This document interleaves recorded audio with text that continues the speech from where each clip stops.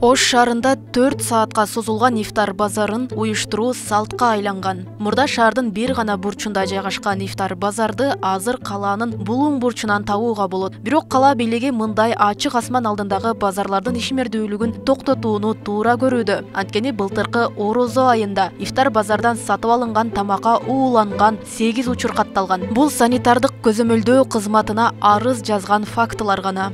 Арыздар түшкөн, ошо жарандар ошо ифтар базардан сатылып аткан азык-түлүктөрдөн алып, анан үйгө алып барып жеп ууланышкан.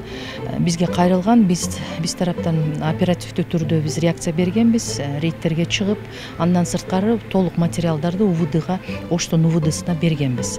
Продукцияларды бардыгын деле кооптуу деп айтсам жаңылышпайм да, себеби бардыгы тез бузулуучу азык-түлүккө кирет да.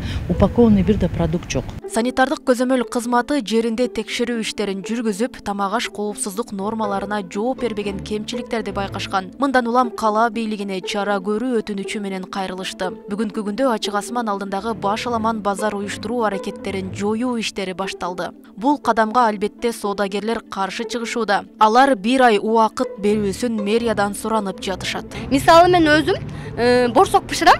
Борсокко адамдар жесе ошодон отравление болсо мен өзүм жооп берем башым менен.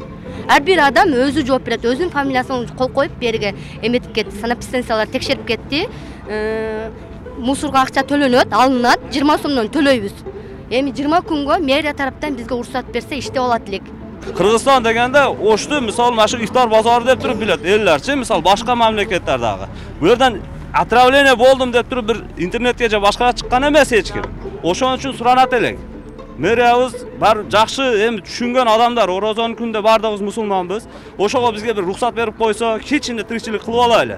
Мында эң биринчи кезекте жарандардын ден соолугуна кам көрүп, тамак-аш коопсуздугун сактоо аракети экенин айтышат жергиликтүү бийлик өкүлдөрү. Маселен, 8 март көчөсүндө жайгашкан Эзелки ифтар базарынын жанына учурда көп кабаттуу үй курулуп жатат. Курулуш аймагынын жанына уюшулган базар экологиялык техникалык көзөмөл талаптарына жооп бербейт. Укук бузуулар кодексинин 179-беренесинин 1-пунктуна ылайык келет. Жол жээгинде тилкелеринде соода сатып уюштурган ашкана уюштургандарга 30 эсептик көрсөткүч көрсөтүлгөн мыйзам чегинде.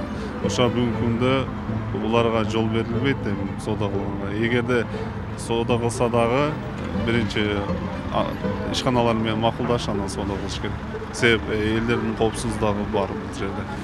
Азыркы тапта ифтар базарлары шаардын бир эле жеринде эмес, ар кайсы аймактарында бар. Андан сырткары коомдук тамактануучу жайлар, кафе, ресторандар дагы өз алдынча ифтар дүкөнү атына жамынып, ачык асман алдында тамак сатууга өтүштү. Учурда тиешелүү органдар бул санитардык талаптарга жооп бербестигин түшүндүрүүгө аракет кылышууда.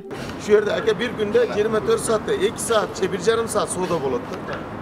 Эми элдер алгысы келсе барып базардан алыш керек, магазинден сертификаттарын карап алыш керек. Эртең бир оору башка жайылып кетсе, анда элге уже туура эмес иштер болуп кетет да. Өзүнүн территориясында эмес, бул жерде мына тротуарга чыгып кеткен турбайбы булары? Тротуарга чыгып туруп, анан бүт азыр сертификаттарын текшеребиз, продуктыларыныкыны, анан мына от жагып атат, ошолорго штраф салабыз. Биринчи эскертүүлөр кече берилген буларга, эми бүгүн айыппул салабыз да.